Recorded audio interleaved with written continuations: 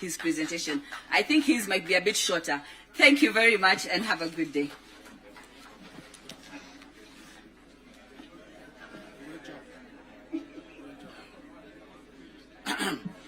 Good morning. Yeah, thank you very much. And I want to say that I've read the mood of the House, and therefore I'll go straight to the point. Your Excellency, the President of the Republic of Kenya, the Right Honorable Raila Odinga, the Deputy President, my friend, Professor Kithure Kindiki, members of both houses here and parties. On August the 6th, the President issued a proclamation to establish a mechanism for the compensation of victims of riots and protests. I want to say that, as we all know, Kenya's democratic space has widened under the 2010 Constitution.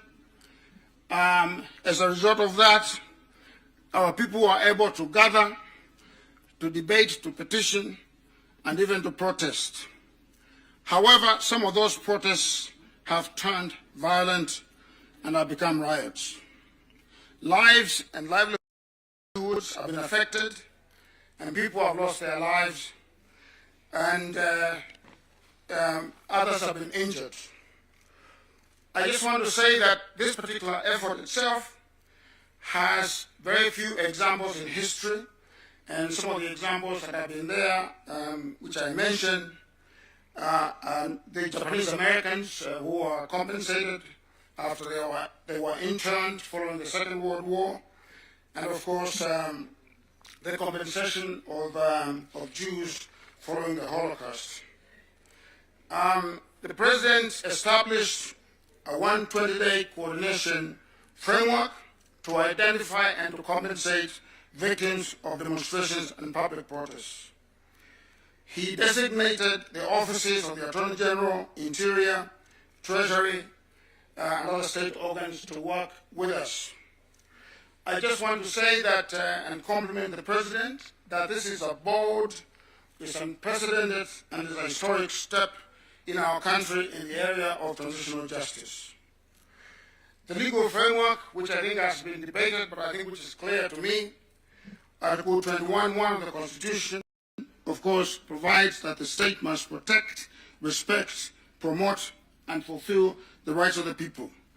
Article 37 provides for assembly, demonstration, to picket, and to petition.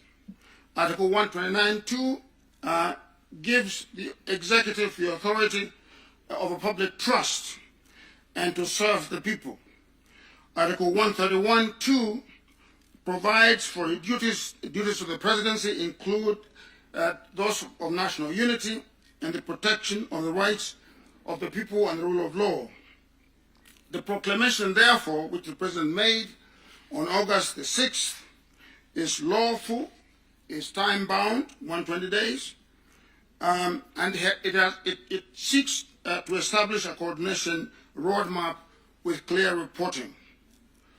And so, therefore, the mechanism itself is ad hoc, it is short-term, and it will move quickly and lawfully. The panel that we intend to create will recommend a victim compensation legal framework targeted at amendments to the Victims Protection Law, which right now is not operational and therefore is not viable for this particular effort that we are carrying out. We'll also be recommending a protest law be submitted to both houses to be codified so that we can be able to de-escalate the protests when they take place.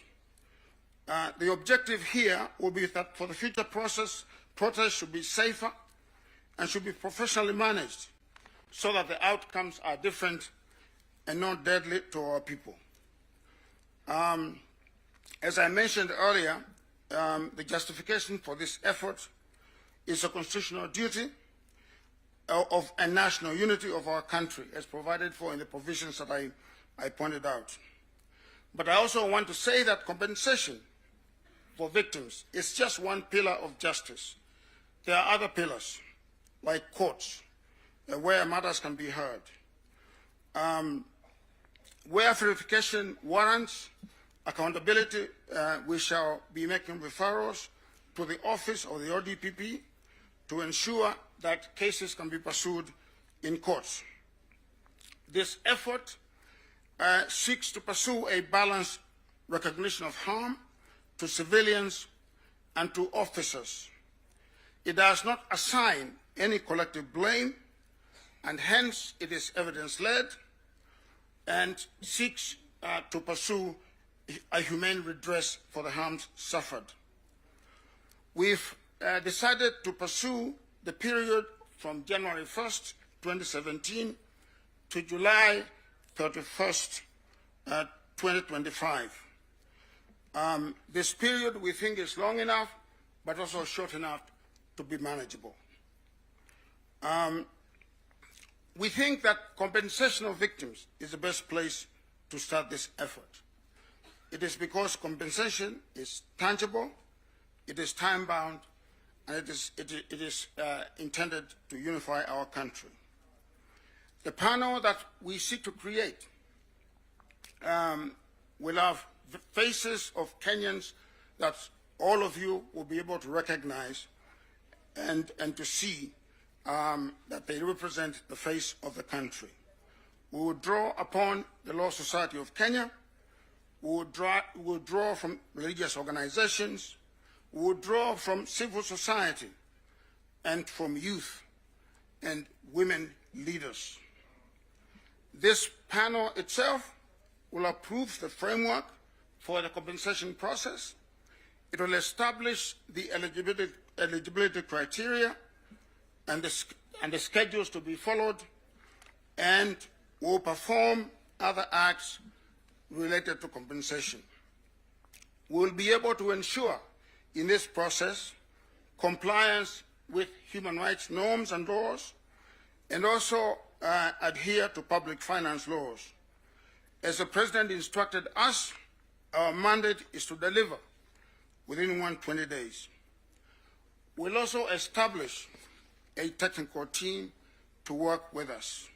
And this technical team will draw from various institutions and organizations.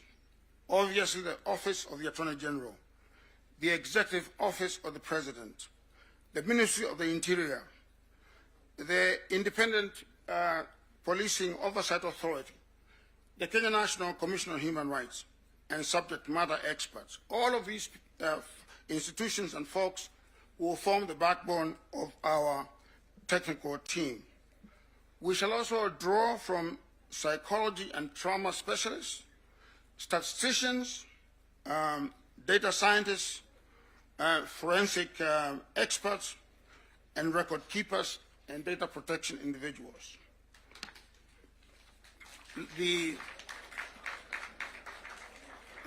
I suppose that is a warning. The Secretariat will be domiciled at the Office of the President. I just want to say that in spite of the steps that I have outlined, that we have made quite a lot of progress in identifying individuals for both teams, for both the panel and also the technical team. And I expect that we shall be announcing this panel by the end of this week. Thank you so much. And we want your support. And we want you to be our ambassadors throughout the country. Thank you very much. Thank you, Prof. Asante. Asante. A hand of applause for Prof and Daktari Agnesani. Professor? Prof.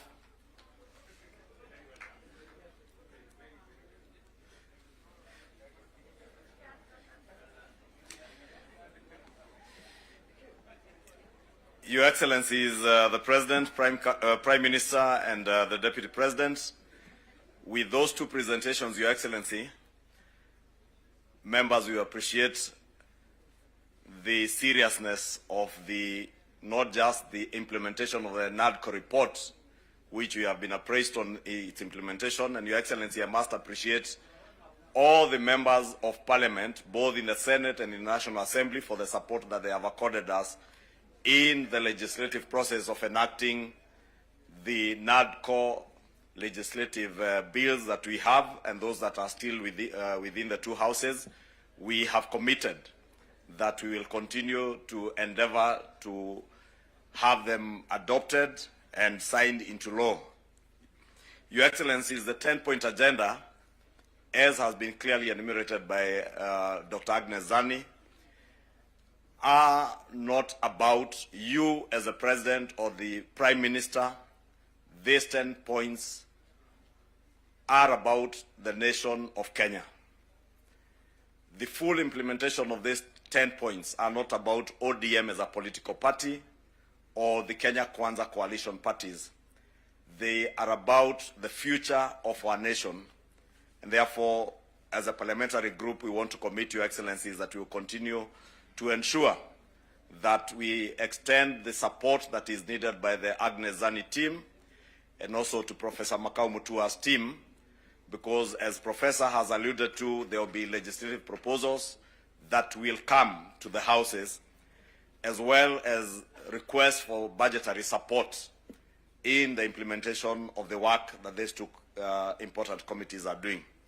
Therefore, Your Excellency, allow me to close at that point and to now, Your Excellency, before I invite the Deputy President,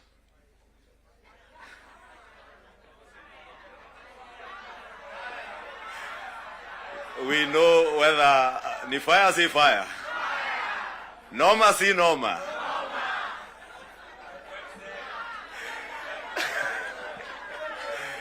We want to hear whether the Deputy President, whether when he says ni fire si fire, ni noma si noma, whether he can earn himself a second term as the Deputy President, as usual, depending on what he says and how he engages with this House. Honorable members, allow me to welcome the Deputy President of the Republic of Kenya, Professor Kithure Kindiki. Very good. Thank you. I wanted the Leader of Majority to delay a bit because the Prime Minister has stepped out, because I wanted to take the shortest time here, having seen what my predecessors have gone through. and you know, both my predecessors are just like me from academia. So I was very worried. I wanted really we delay until the Prime Minister comes back. But I'm grateful to what Dr. Zani and team are doing. You're helping the country deal with very, very difficult issues. I'm also very impressed by Professor Makau Mutua's work. It's quite a heavy topic that he's handling on behalf of the country. So my sister, Dr. Zani, and my academic senior, Professor Makau Mutua, I wish you Godspeed as you do this on behalf of all of us. Your Excellency, the President, and Your Excellency, Prime Minister, and my colleagues, let me just say two things as we wait for the Prime Minister to come back and address us. The first one is, for the last 33 years, our country has revolved around majorly two political formations. And the difference in the political strength of those two major political formations has not been very big difference. We've been like that since we went into multi-party politics. So that you have a strong party winning, but even the opposition is fairly strong. What that means, therefore, is that our country, like all democracies, requires bipartisan consensus building, especially to deal with serious and heavy national issues and national challenges.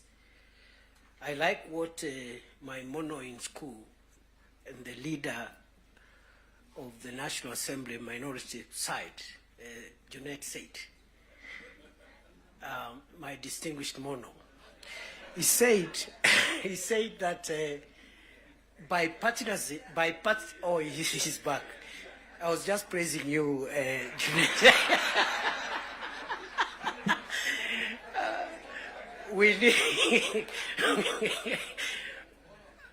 We need bipartisan efforts to heavy lift the serious national issues. You've seen them in the 10-point agenda: the fight against corruption, the fight against ethnic bias, the fight against all these vices. Without bipartisan efforts, no single side can be able to ever lift these national issues.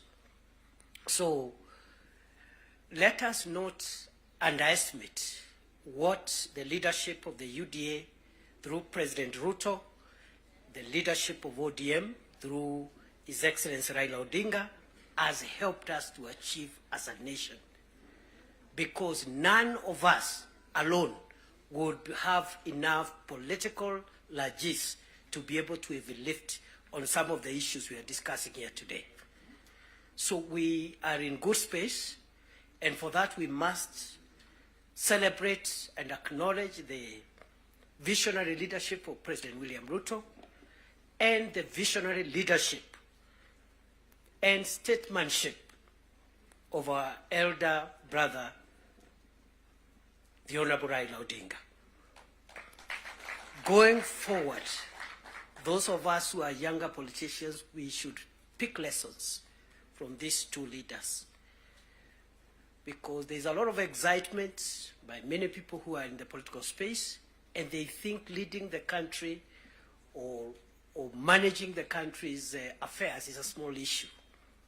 And some of the characters running up and down around, if they are given this nation to manage even for a day, the country will sink, because they don't have enough wisdom and enough foresight to be able to manage the complex society that is Kenya. So, Prime Minister, we appreciate your leadership, your vision, and you've been able to show us, those of us who are younger politicians, that elections and politics should not undermine the collective interest, stability, and progress of our nation. You have helped us understand that individual ambitions to become whatever we want to become should not stand between us and our country's stability, progress, and sustainability. The last point I want to make now that we have reached where we wanted to reach is that, again, just to emphasize that I am happy to see again many political parties whose leadership is here, but although the NADCO and the 10-point agenda was introduced by the two largest parties, UDA and ODM, we have other allies who have joined us from both sides. And what this means is that the country is generally and gradually forming the national consensus that we are looking for. And therefore, for me, the lesson I pick, even looking at the leadership that has spoken here, Stewart Matzayo from Kilifi, Owen Baya from Kilifi, Junel Mohammed from Migori, Migori and other places, and myself. Those who have felt that perhaps they need space to show their leadership skills, yet they feel their background, their religion, their ethnicity disadvantages them. Their background, their religion, their ethnicity disadvantages them. In a large national party, to realize your dream, your potential, and your skills to be tapped than otherwise. And therefore, going forward, as we form coalitions and build our respective parties, let us look towards building national parties as opposed to sectarian parties, because that is where the future of our nation is best assured. So, on that basis, I want to end there, because I saw my colleagues got, I don't know who got no term. I want to end there and wish this meeting all the best.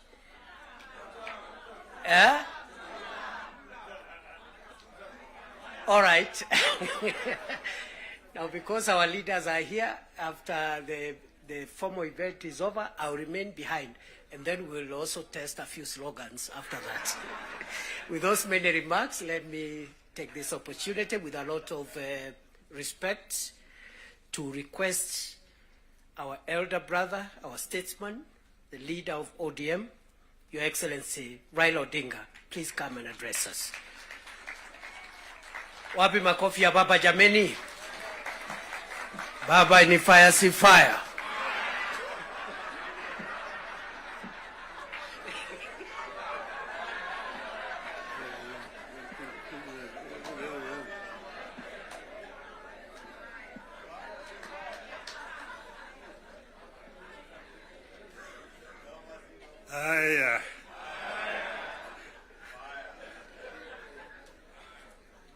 Mr. President, Deputy President, honorable members of Parliament, hamjambo. Hamjambo tena. Hey, I think I see almost a full house. Senators and members of the National Assembly. Thank you very much. I'm very happy to be here this morning to see you. I want to say that I'm charged, but I'm not scared.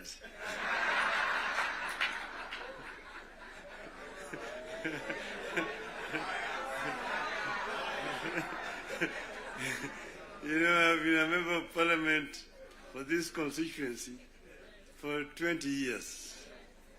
And I used to meet with members of Parliament. I was a Prime Minister.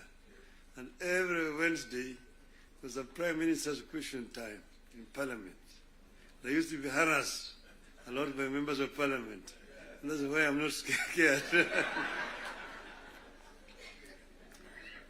But let me begin to say that none of us thought a day would come when protagonists just a year ago would get together to chart a joint way forward for this country. How did we find ourselves together, and why are we here today? One, in life of a nation, there comes a time when danger knocks on the door. It happened in the U.S. during the Civil War that threatened to dismember the USA as we know it today. There's a region today referred to as former Yugoslavia. Yugoslavia existed as a country between 1918 and 1992. Then it fell apart into several countries, including Croatia, Montenegro, Serbia, Slovenia, Bosnia, and Macedonia. The former president of Yugoslavia, the late General Joseph Broz Tito, used to say jokingly that I am the glue that is holding this fragile nation called Yugoslavia together. And if I depart, it may disintegrate in several small nations. And true to his prophecy, this happened today. There's no Yugoslavia. Closer to home here next door is Somalia. 1991, we were here when Siad Barre was forced to run out into exile where he died. Look at Somalia today. So there are several examples that exist around the world. As leaders, we are supposed to scan the horizon, spot the danger, and act to subvert that danger. In 2024, that last year, we understood that the dark clouds that were gathering over Kenya could have been exciting, but they could also mark the end of Kenya. We decided that it is better to have an imperfect country that is struggling to mend its ways than to have a collapsed one.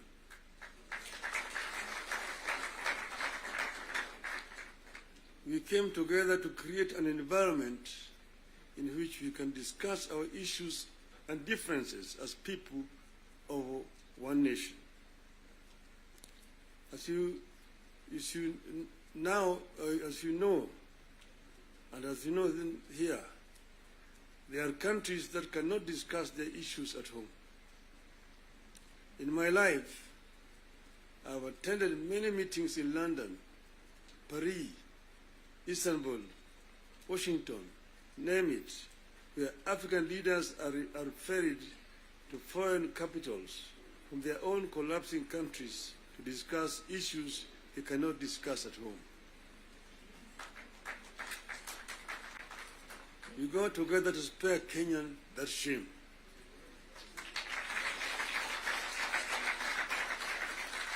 Our object was and remains one, as one U.S. Senator called it, our country, our whole country, and nothing but our country. Having stabilized the nation, how have we performed in the intervening periods? How do we do better?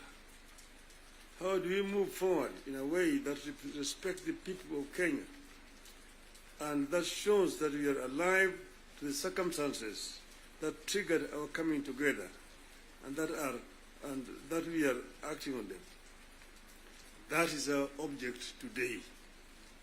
And that is why we are here today. We met and we decided that we needed to have, for the first time, a joint parliamentary group meeting. We could now discuss with our members of parliament. It was over 2 months ago, I had an opportunity to discuss in this very same place here with the members of the executive. They came here and actually came with the blueprint of the performance, what they had done up to that time, and what they were intended to continue doing going forward. And I was very candid with them in my discussions with them. And I told them where I thought they were not doing right and what I thought they should be doing rightly. So as always, I'm always very candid indeed. Today, I'm meeting the members of the legislature. As you know, we have got 3 very important institutions: the executive, legislature, the judiciary. And I'm hoping that in not very far away from today, I will have opportunity to talk to the judiciary as well. So I'm going to be very candid with you people. To talk to you as a former member of parliament. Yes, the leader, Kimani Ichung'wah, referred to the Constitution and told me the issues like NGF and and Senate oversight in the counties is in the Constitution. I want him to cite to me the section of that Constitution that he's referring to. Because as you know, I was very involved with the Constitution, making Constitution of this country. And at another time, I would want to bring Professor Yashpal Gai, who was the leader of that constitution making. And we went through very many issues. We had committees in Bomas of Kenya dealing with various segments of that constitution. The executive was one. Legislature is another one. Judiciary is another one. Devolution, other committee. And devolution was very contentious because we had very many people who did not want the devolution because of what had happened at independence. As you know, we started with the devolved system government, Majimbo. The foundation of Majimbo was actually contentious because it was ethnic-based. The colonialists and the settlers had actually instilled fear in the people that the bigger communities, the bigger tribes at that time, the Luos and the Kikuyus, will lord it over the smaller tribes. And the smaller tribes need to safeguard themselves by creating regions and powers so that they can be able to be protected. That was the basis of Majimbo. And it was a very lengthy discussion at Sri Lanka's house. So Kanu accepted Majimbo in London, but with the understanding that they would change it after the independence. So after independence, Kanu actually started to frustrate Majimbo by not remitting funds to the regional governments. I want to refer you to the Hansard in the Bunge. There's a motion that was moved by the then leader of opposition at that time, the late Ronald Ngala, of censorship of the Prime Minister, the Odm-Kenya, because he had refused to release funds to the regional governments. You need to read that debate. Ngala moved it. It was seconded by Masini Muliro, who was the deputy leader of the opposition.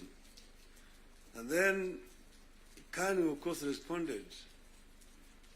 First Jaramogi, Oginga Odinga, and then Tom Mboya responded to that motion. The motion was defeated, but that debate actually is very historical. And I want to refer you to it. Go and read what it said. Eventually, Kadu, of course, had to fold up and dissolve, and then eventually Majimbo was also dissolved through a constitutional amendment. And then what happened was what? They created a Ministry of Local Government, which was given a lot of powers. Ministry of Local Government. So the Minister of Local Government became an executive minister, just like a Minister for Finance under that constitution at that time. Now they were county councils down there, that we kept 265. But then they could not do anything without authority in writing for the Minister of Local Government. So we had all these documents when we were there at Bomas. But then we said we wanted to give more autonomy to the counties so that service delivery could be better improved. We came up with regions at Bomas of Kenya. But there are people who really opposed devolution. The chairman of devolution in Bomas was called Dr. Odm-Kenya. He addressed the audience at Bomas, and by the time he finished talking, everybody said that man should be the chairman of that committee, and became the chairman of the committee. And he conducted the matter so well and so effectively that he became a marked person. What did they do to him? In broad daylight, around 11 o'clock, on Ngong Road there, off Ngong Road, in his residence, they sent assassins. And in the presence of his children, they shot him and killed him. The assassins of Mumbai were arrested. Eventually, they were released. So I just want you to know that the revolution has got very many people and very powerful people in this country today. Then, after that, because you know that ODM is a product of constitution making. And one of the founding members of ODM is sitting here with you.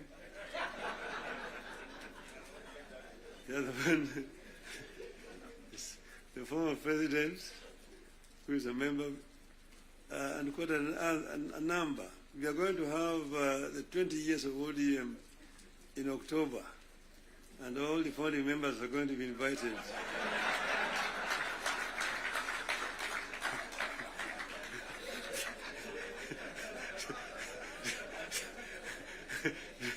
to come and attend.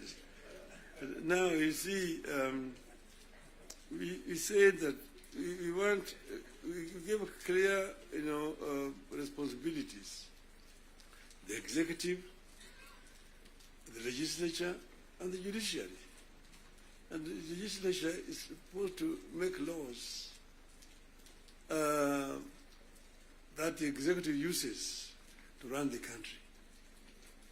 And the judiciary is then there to ensure that in implementation of these laws, the executive is not overreaching or violating the law of the Constitution. But then, so the work of Parliament is representation, legislation, and oversight. Very clear, it's written there in the Constitution. Parliament is not supposed to be implementing. Parliament is supposed to be oversighting.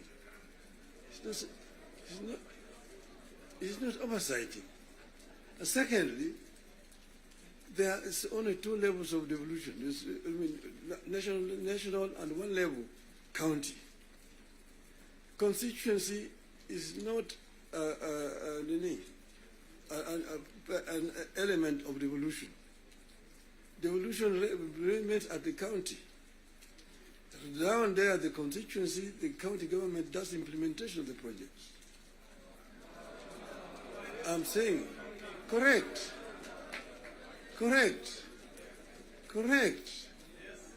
Down at the constituency, it's the county government. By the national government is supposed to do national projects, and we go down there. And there are functions which are clearly been assigned. Functions which have been clearly been assigned to the national government. I will tell you, your legislatures, and a very famous English politician said that I may not agree with what you have to say, but I shall not defend unto death your right to say it. So listen to me. Let me say it. And then you'll have a chance to come and respond. So I'm telling you, I know that sometimes the truth is very bitter. I was there, and we discussed with the Karue when he was moving around to bring the CDF. The CDF was brought because of circumstances that were prevailing at that time. In those days, with a centralized system of government, there were very little resources which are going down to the counties. And that's the reason why the Harambee became the major ways of mobilizing resources. Sometimes you find nearly 100 cards in your desk for Harambees here and there. Whenever the president moved around, you'll go around to counties, to the districts. And then we'll be addressing people. People will come up to tell them their problems. Mtukufu Rais, hapa kwetu barabara ni mbaya sana, haipitiki. Mvua ikinyesha kuna matope, barabara haipitiki. Au mtukufu rais, hapa kwetu shule yetu hapa juzi mvua ilinyesha na upepo kaja katoa paa, watoto sasa wanasoma chini ya mti hapa. Mtukufu rais, hapa kwetu hakuna maji. Mtukufu rais, hatuna stima na kadhalika. When he stand to respond, to say, nyinyi mnasema barabara ni mbaya, mnasema hospitali hakuna dawa, mnasema upepo imechukua paa ya nyumba. Mjumbe wenu anafanya nini? Yeye anapiga tu kelele kule kwa bunge, anapiga tu kelele kwa bunge, hajali mambo ya maendeleo kwake. Kwa hiyo mimi nitatumia mtu kuja kufanya harambee, lakini leo mimi nitatoa pesa ya kujenga hiyo shule ambayo kujenga hiyo nyumba, nitatoa pesa na kadhalika. That was the end of it. So the MP was the one who was being blamed for the failure of the national government to do certain things in their constituency. And that's the reason why we came up with the idea of CDF. That was that time. Exactly, that was that time. But then the constituency is now falls under the devolved government, which is being led by the governors.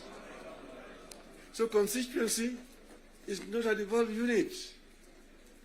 And members of parliament themselves should not be involved in development, because they're supposed to be oversighting. They're supposed to be oversighting. If you have yourself being involved in construction of roads, building of schools, hospitals, who is going to oversight you?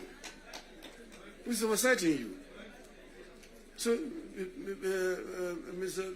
President, I hold very clearly that these MPs know that they should not have any business in trying to implement projects in their constituency. Implementation of projects should be left to the county government. Secondly, the oversight, the national parliament oversight the national government, whether it is the National Assembly or the Senate. Oversighting of governors, the responsibility of MCAs, members of the county assembly, not the senators. It's not the responsibility of the Senate to oversight. Senate wasting time of governors to come and answer questions about roads in the counties. And thirdly, the issue of extortion. The issues of extortion. The issues of extortion. Majority Leader, you talked of, you didn't talk of extortion, you talked of lobbying. Lobbying is okay.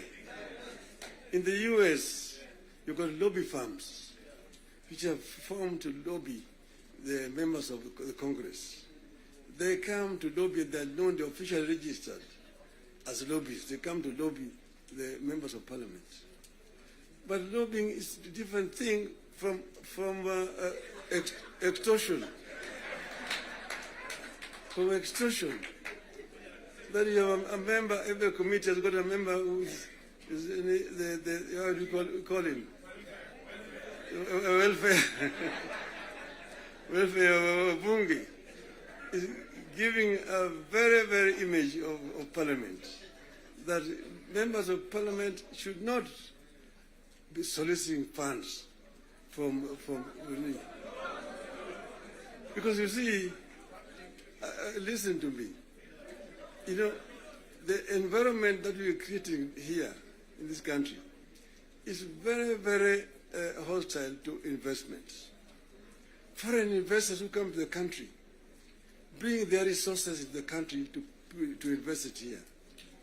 And when they bring their resources, when they find there's too much bureaucracy and there's too much extortion, they run away.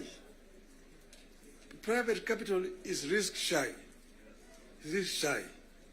And when, for example, somebody has come with his resources to start a project, and then you find somebody beginning to make noise that, oh, this project has not been approved.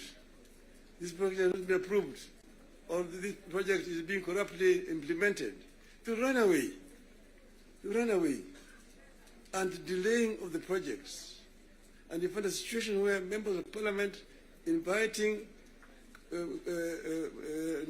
parastatals and so on, and even purporting to be cancelling projects that have been signed. That is the work of the executive, not the work of the legislature. So the legislature should not be competing with the executive in terms of implementation of projects. Allow the executive to implement and just correct them when they go wrong. That's if the country will develop. Create a healthy environment for implementation of projects in the country. Then this country will develop. I know I'm being too honest with you people. And I know that the facts, the truth sometimes is so painful, but I think it is important to say this to honorable members of parliament. Thank you very much. May I now invite my brother to come and address you people.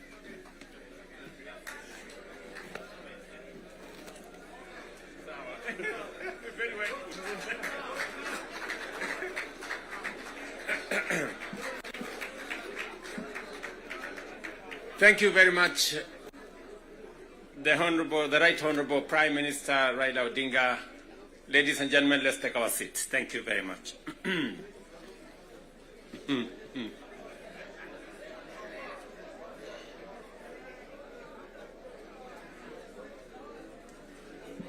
Now, honorable members, let me join the Right Honorable Raila Odinga and all the leaders who have spoken before me to welcome all of you to this very important first ever parliamentary group meeting that brings the two major coalitions together today here in Karen. Karibuni sana.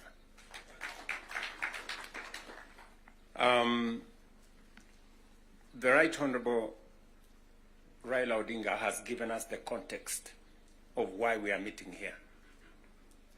I really would want to add not so much, because he has ably contextualized why we are meeting here today. That we have a nation to look after and we have a nation to protect, and there are options that are available to us, and I think we chose to protect the nation called Kenya by our coming together. And so I want to commend both the Right Honorable Raila Odinga and the ODM party, my former party, for standing up to be counted when the country needed leaders to stand up for Kenya. It may have been easy to do the opposite. It may have been popular to do the opposite. I know many people have vilified the Honorable Raila Odinga and the ODM party for the decision they took to stand for Kenya when there was need to do so. And let me say the following as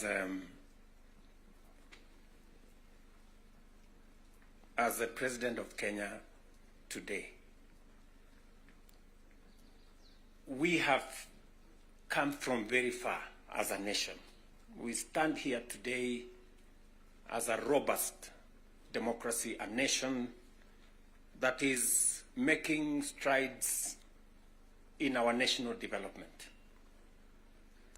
And I want to speak to you candidly. I don't have a written statement because I really wanted to speak to you from my heart. Because where I stand today, I've had a political journey as a person. And by God's grace, I have come very far. You know, out of the 5 people who have become presidents in Kenya, I am one of them. I don't take it for granted, and I don't take it lightly that God has given me an opportunity to be one of the 5 Kenyans who have had the opportunity to lead this country. And I must say this to us as leaders, that a nation, the progress, the destiny of a nation is decided by leaders. As to whether we are going to be a progressive nation or we are going to be a failed state is going to be determined by leaders, by us, the people who are sitting here. And therefore, the place of leadership is almost sacred. Nobody becomes a leader by chance or by default or by mistake. Today, you are a member of parliament or a senator or a governor or the position I hold and all the other positions that we hold because God and destiny has given us that chance. And we must think about it deeply. And so I want to ask you as leaders,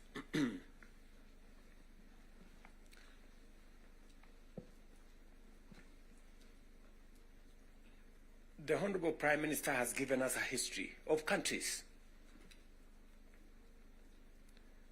I will add to that list 2 countries. Singapore and Kenya were the same countries 60 years ago. Malaysia and Kenya were the same 60 years ago. But today, we play in different leagues. They have managed to progress to the first world. We are still where we are. The difference between what Singapore has become and what we are is leadership.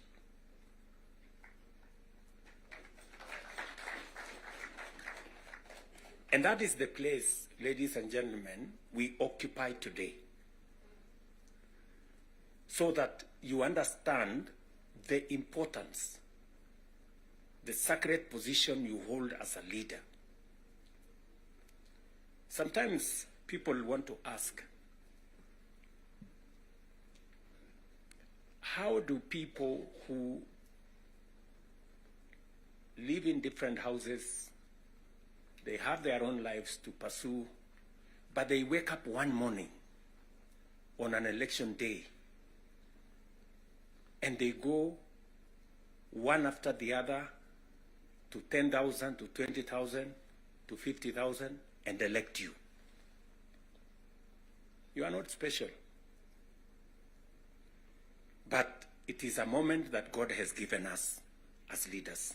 And therefore, we must do whatever we are doing, knowing very well that we have a heavy, almost sacred responsibility to the people we lead and to the nation of Kenya.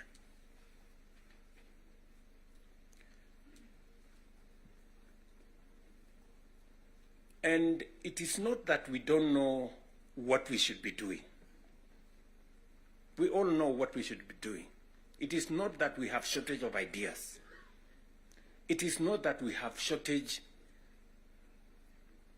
of what we need to do. In fact, I dare say we have some of the very best ideas. We have very good manifestos all the time. And in fact, if you look at, and I keep referring to this, if you look at the manifesto of Kenya Kwanza and the manifesto of Azimio, the difference is hardly 20-30%, 70%. We share what we think should be fixed in Kenya. But politics somehow has taken our country hostage, that we cannot do what we all know we should do.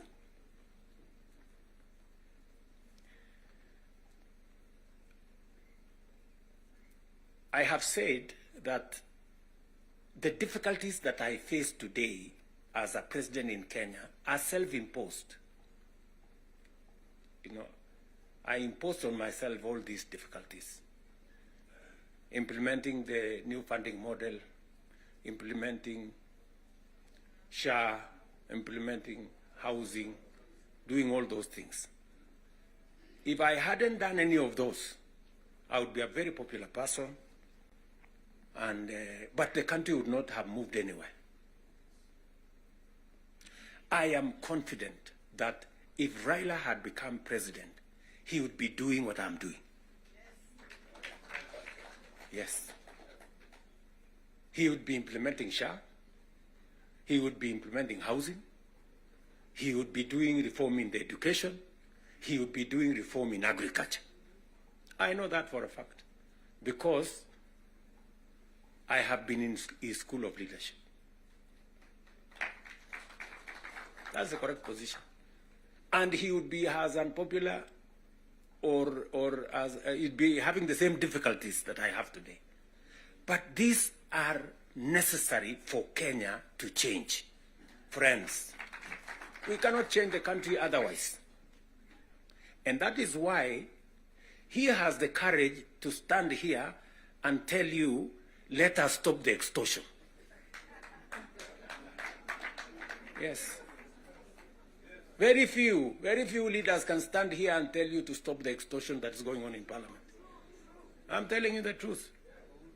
Very few leaders. Because we like making peace with mediocrity. Oh, and trying to explain things that we shouldn't be explaining. Now let me ask you, friends, we are all friends here. Yeah, we are one team, or so I guess. This fellow who is called chairman of welfare in committees, what is their job? What is their job? Extortion, that's it. And that is what the Prime Minister is saying. You know?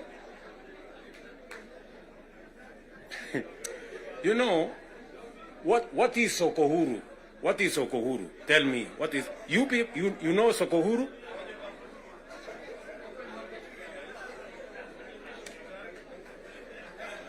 So, let me tell you. No, you see, and this is the same problem that we face. This is the same problem that we face. Because, look, for example, we passed the law that we all know, friends, we all know the problems we go through with fundraisings for people who have hospital bills. All of us. In your phones, you have WhatsApp groups. So-and-so has this, this condition, so-and-so has this condition, contribute here. True or not true? Yes.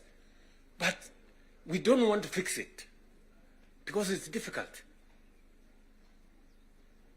But I must commend you. I must commend the members of National Assembly and Senate, because you took the courage and passed the bills that today is beginning to solve the problem of health in Kenya. It may not happen instantly, but you, all of you, can now see that there is a possibility that we can sort out the challenge of health and health delivery in Kenya. But because we had to be bold, we had to be bold and make the necessary decisions.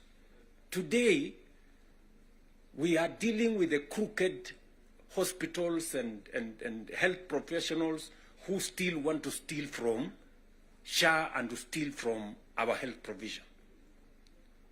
And we will go after them and we will deal with them. So, what am I saying? I am saying the following. If we have to change Kenya, my friends, we have a historic opportunity today with this broad-based government, we have a historic opportunity to unleash the full potential of Kenya. We all believe, I do, that Kenya is a very great country, this country of ours. There is absolutely no reason why Kenya is not like Singapore. We have what it takes. Let me repeat. We have what it takes to measure up to the countries in the first world. Yes, we do. Yes, we do. But we are playing in the wrong league because leadership, me and you, are refusing to stand up to what this country needs. I really want to persuade you guys. I really want to persuade you friends. Yeah? This is not about William Ruto. I am here today, I will not be there tomorrow. This is not about Raila Odinga. Right? It's about the country called Kenya, where today we have the privilege to be the leaders, to be the decision makers, to decide which way Kenya. It is us who are seated here. It is us. And we have the historic opportunity to make this country what we have always wanted it to be, but it has not been. As I have said, the same way Raila Odinga can stand here and tell you we must stop the wrongs, I have also said that I am ready to pay whatever price to make this country change. Yes, we must change this nation. And we can do it. Look, housing was part of our conversation for the last 30 years. Yes, we've always talked about housing and how important it is and how it is going to create jobs, how it is going to stop land fragmentation, how it's going to allow us to produce, to save land that is meant for food, how we are going to have decent housing, how we are going to reduce on slums, how we are going to have decent livelihoods. We've always said that. The Right Honorable Raila Odinga tried with the first slum upgrading projects. We started there. The housing levy, go and read the Azimio Manifesto. Read the Kenya Kwanza Manifesto. It is there. It is there in both manifestos. We now are seated here and we have the opportunity to implement what was in the Azimio Manifesto and what was in the Kenya Kwanza Manifesto. Friends, why don't we just do it? Why don't we just do it? We will do it? Yes. Let us just hold out and look. You can see for yourselves how transformational it is. Today, using the housing levy, we are not only doing housing, we are doing markets, we are doing hostels.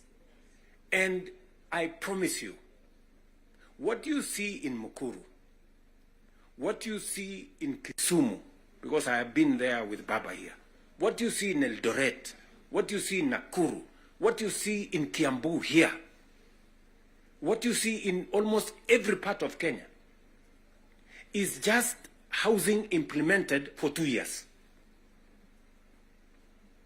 And you can already see the kind of impact it is having, the number of jobs it is creating, the way it is bringing change in our towns and cities. Friends, if we were to do this for 10 years, if we were to do this for 20 years, and this is a project that has been delayed, we are supposed to have done this 30 years ago. Tell me, if housing was implemented 30 years ago, how Kenya would be looking today. We wouldn't be different from Singapore. We may have started late, but we now have a chance to do it. I want to ask you, I want to request you for us to come together. And we are not coming together so that any one of us can get anything. We are coming together so that we can transform this country. And it is possible in our lifetime to change Kenya. In our lifetime.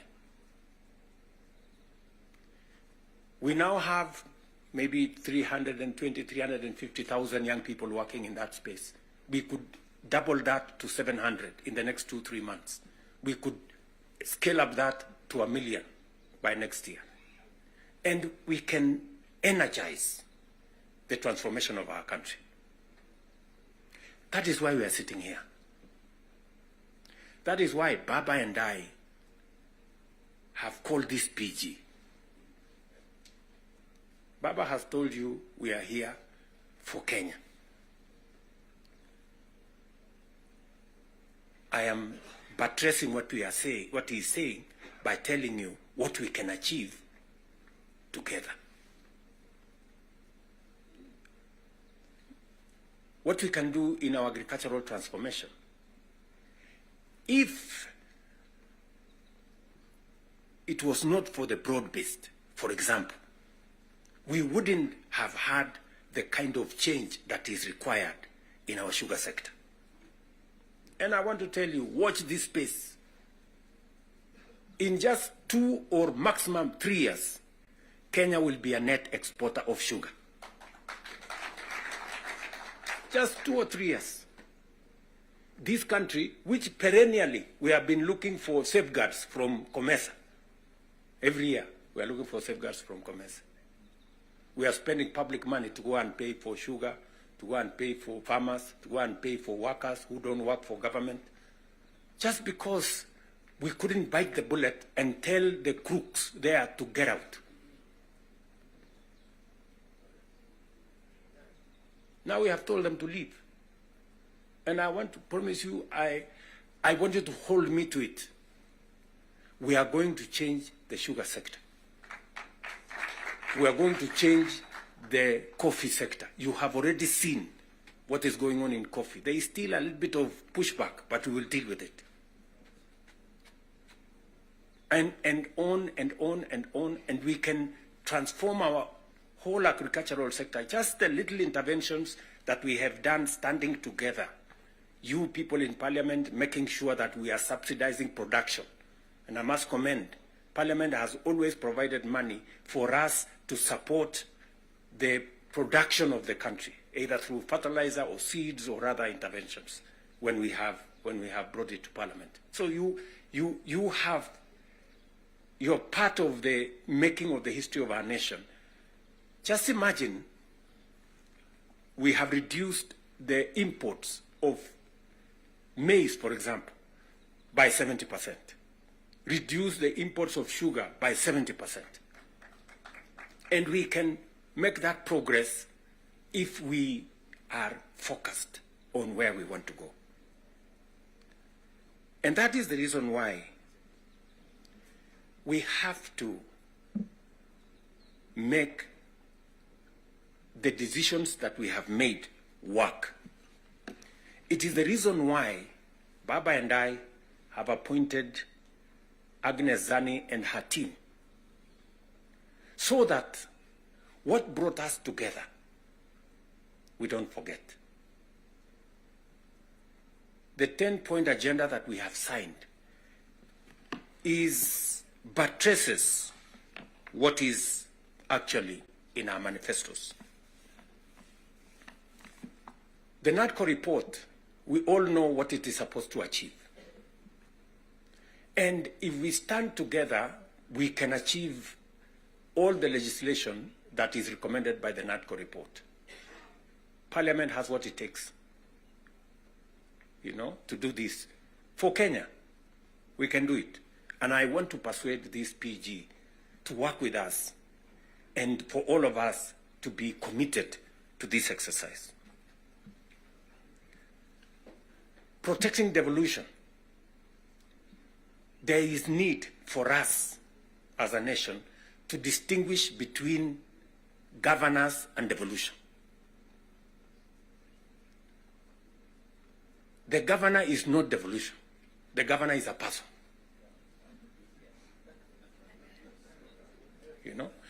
Devolution is about the people. It is not about the governor. And we can deal with the governor without disrupting devolution, if there is need to. But what is sacrosanct, what is constitutional, is that we must get local people, development, to be at a local level as much as is practically possible. I agree with the Right Honorable Raila Odinga, because I was in Parliament when NGCDF was passed. And the principle was right, because there wasn't any meaningful resources getting to the grassroots. And the big push for devolution in the constitution-making process was 3 principles: making sure that resources get to the grassroots, making sure that there is representation at the grassroots, and making sure that accountability is also at the grassroots. So we need a conversation. There are legitimate concerns on how resources are being spent at the counties. There is. We cannot also run away. There is legitimate concern. Let me ask, for example, the latest Sokohuru in the Senate.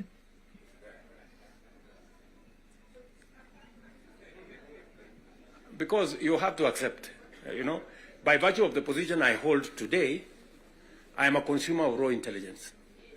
I know what's going on. Where does somebody find 150 million? Where?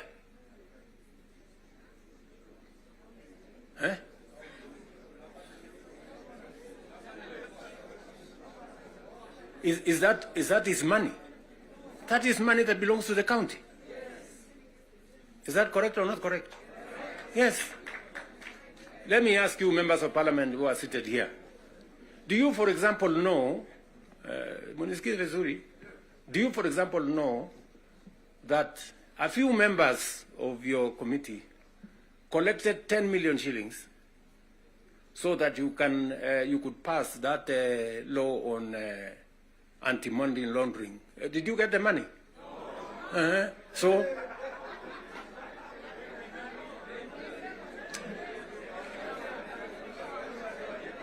So, going forward, si tunataka tukubaliane, si we are one team.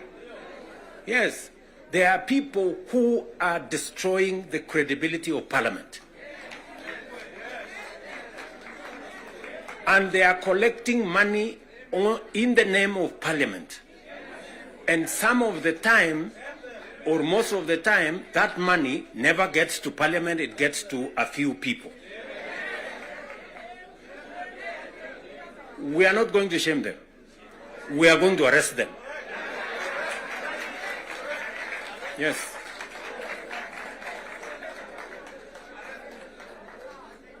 Do we agree? Do we agree? Yes. Whoever is giving and whoever is being given and whoever is doing whatever it is, we sort them out. Because the reality, friends, the reality is that there is a problem. And we all know here, tukitaka tu kusema ukweli, there is a problem. And unless we sort it out, we are going to destroy our nation. We are going to destroy this nation unless we sort it out.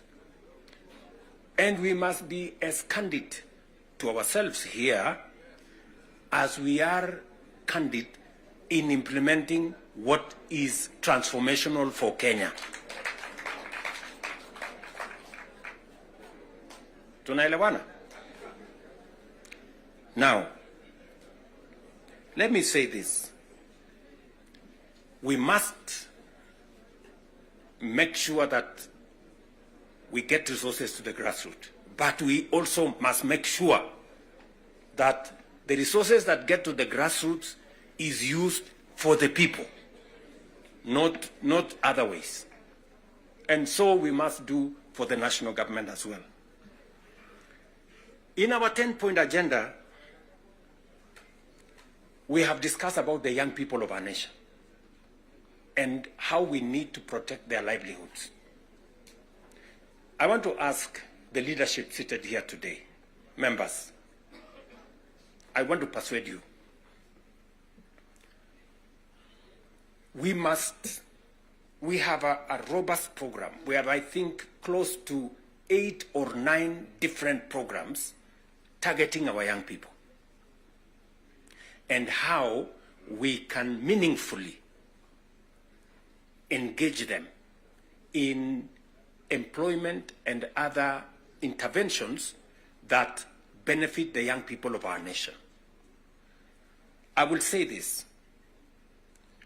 We spend close to 650 billion shillings every year in education, making sure that our young people go through primary school, ECD, primary school, junior school, secondary school, TVETs, and universities.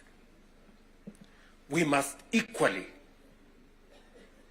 have clarity in how these 650 billion shillings we spend every year, at the end of the day, how do we recover that money by making sure that our young people become a resource for the development of our nation instead of being a problem to our nation? We must do that.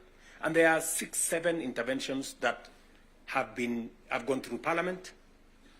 Housing is one of them. Export of labor is another one. Digital jobs, and every member of Parliament here, especially of the National Assembly, you have resources to do ICT hubs. I remember discussing with Sirma there, chairman of NGCDF. I remember discussing with Kiarie, the chairman of ICT. And if there are any issues that concern, sometimes maybe we have a problem with resources, Mbadi is here. He knows that if there are resources that needs to be made available, it's for us to provide interventions for young people to get an opportunity to work.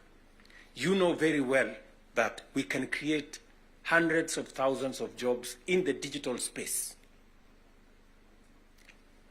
You are aware of what we are doing in Nyota.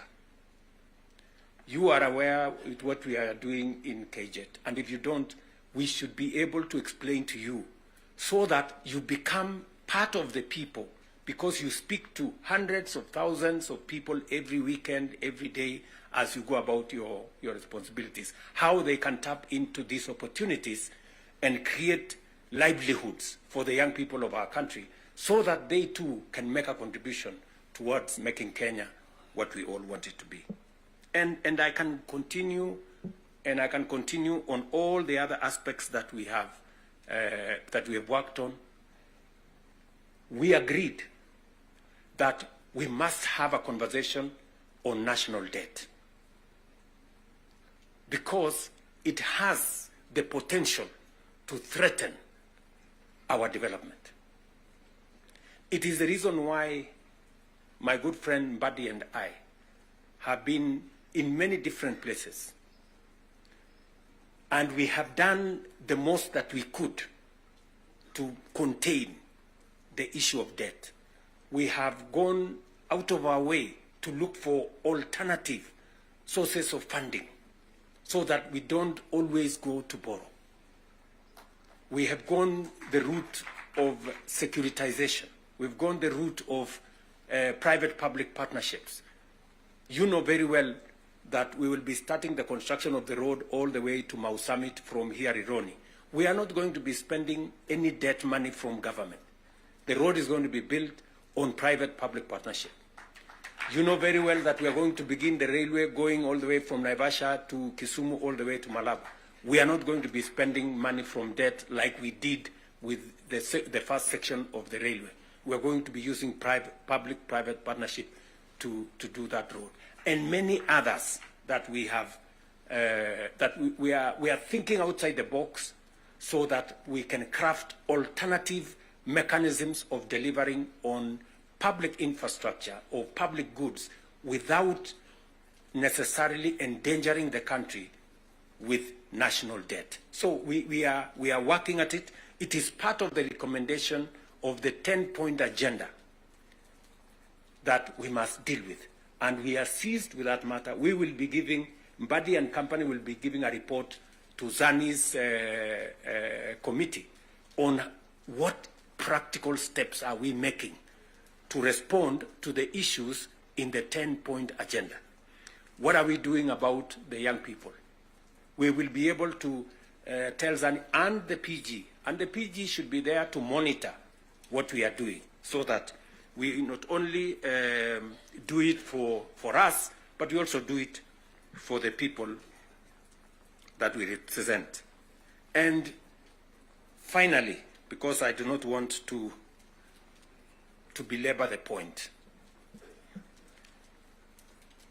I said we have a historic opportunity. It is not always that protagonists come together to look at the greater interests of the country. But God has given us this opportunity. And I must commend Baba here, because very few leaders have the courage and the mettle to withstand criticism and stand for the nation. Very few people. Very few people. Many people look for what is convenient, what is popular, even if it is wrong, and they want to pander to it. When a nation's destiny is at stake, you need statesmen, you need people. Kenya first, and everything else secondary. So, what am I saying? I am saying Zani and team have a job to do. They will be briefing Right Honorable Raila Odinga and myself on what needs to be done. We will be able then to guide what will be happening, what the executive need to do, what the legislature, the role the legislature need to play, and the role others may need to play.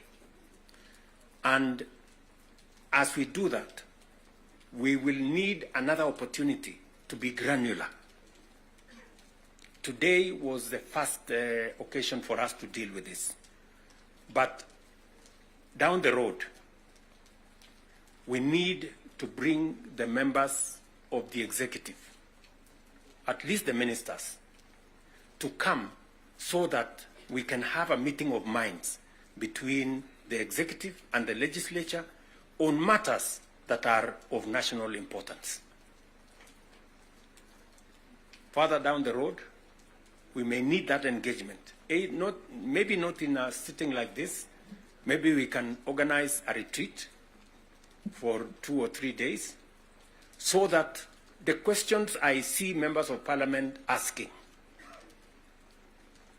on some of the programs, we can fully understand the import of the programs we are running, what they are meant to achieve, the transformation that is supposed to happen, and how we position ourselves to make sure that we provide the push necessary for that transformation to happen.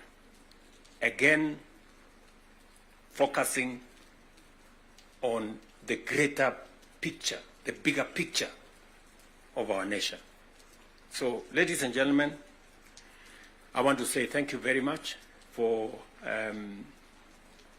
coming for this session. I know we will listen to you by way of feedback on some of the things that you want us to respond to. We are here because we are one team and we want to succeed together. And we want to make sure that none of us is left behind. Are we together? So, mimi nimesema asante sana. If there are any questions directed to me, I will be willing and ready to answer. If there are some directed to any one of us here, we will be able to answer.